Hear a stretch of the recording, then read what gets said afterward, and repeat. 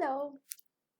Program to demonstrate stack using an array. Don't go by the name of the class. The name of the class is only to give a variety. The work is given here in the question. Now this is a question and I will again request you that it is better if you see the question carefully and try to observe how the entire work is happening.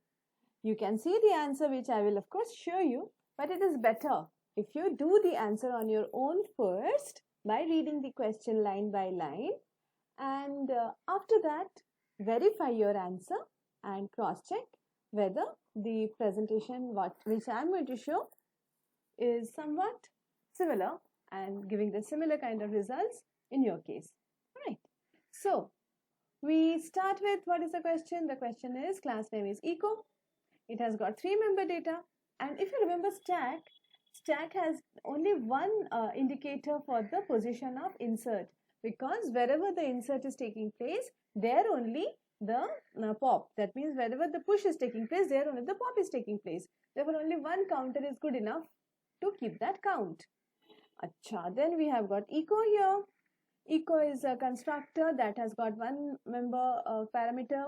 That parameter is constructed is allotting size to capacity. Capacity indicates how many total is going to be. Then top is starting with -1. -1 means you have to probably revise that note where the stack's theoretical explanation is given. And in push name, since it is an array of string, so push name will take a argument string, put it in a stack at the position where top is, allowing. So if possible enter it, if not possible display a message overflow. To remove and return the element from top means it is pop. If it is possible to pop, then pop, otherwise say underflow and then display. So the program is not very complicated. It is only an ongoing process which is continuous. As long as you keep on running it, it will go on running. Enter, go on, enter, enter, enter. That is push and push and push.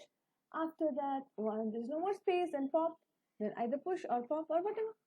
Right. So after this, I will show you my code and I will expect you to understand after doing your code. Okay, wait. Yes, this is the code. The code has got, now you will have to match.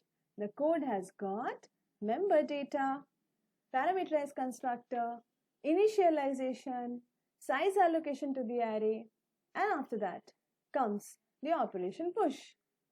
The push operation says top can go on taking till capacity -2. That you will have to draw the diagram once and then only you will be able to understand how top's maximum value is allowed as capacity -2. Capacity -2 has got something to do with top starting with -1. Alright. Then I'll show you the output once here. I right click. I create an object. I give the size. I choose the size to be 7. That means 7 is the capacity of the string array. And then I click OK. Then when the object comes, then I right click and I will get to see these methods. The methods are display and then push and then pop. Okay. So in the very beginning, if I click on display, what do you think will show? See, let me check. You will see the display method as I show you there, but what do you think is going to happen? Check. See, its printing stack is empty. Where does that come from? Did that come from the method display? Check it out. See, it's saying if top is greater than or equal to 0, then print. Otherwise, the very beginning top is -1. That's why it's printing empty. Okay. Now I will come back. So now keep this display method in your mind. That is going to display from top down till 0. Right. These are the elements. The diagram is very, very important for reference. And let me call top. When I'll call, when I'll call the next method. The method is push. Suppose I want to push. There are strings that I can push. Let me push A.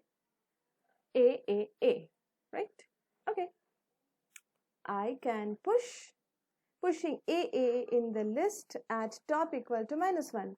So this has come from this line, top at -1. Push took place. Element got entered not at -1. It is not in the array only, not valid cell. So it first increased top. You see, top got increased and then the element got entered. So this brings the first element in the stack. If now I want to enter the next string, I am entering it. What will it show? Pushing this string at the list when top is 0. But it is not entering at cell number 0. It is entering at cell number after increasing top. That means this is going in cell number 1. You have to refer to the array diagram. If I enter one more, this time if I enter this string, then what will I see? I will see the next. Now if I click on display, what will I see? I am supposed to see the elements, right? It is displaying the elements in this order. You see the order of the display? It is printing a new line each. It's trying to give it a vertical look.